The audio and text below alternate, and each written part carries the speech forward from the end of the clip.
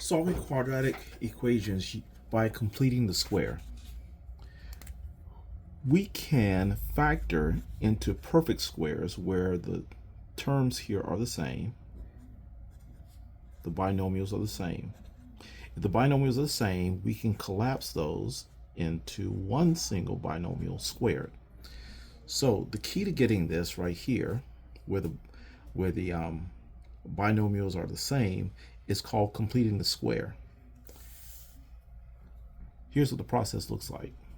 We take our x squared minus 8x plus 7 equals 0. We move the constant to the other side, so subtract 7, and we get x squared minus 8x equals negative 7.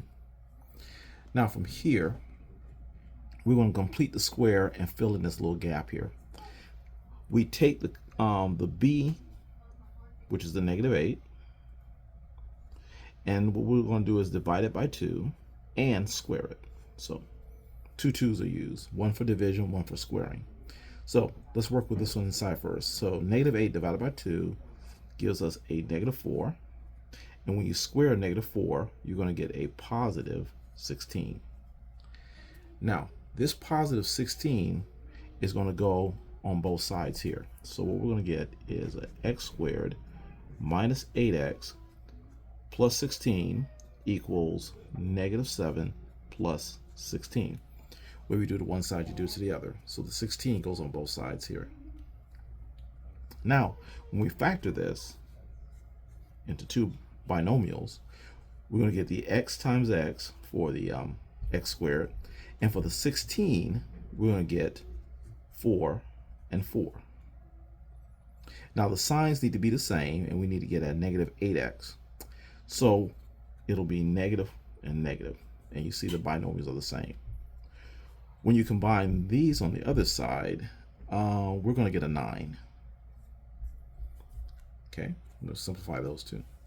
Now, this can be compressed into x minus 4 all squared to one single binomial equals 9.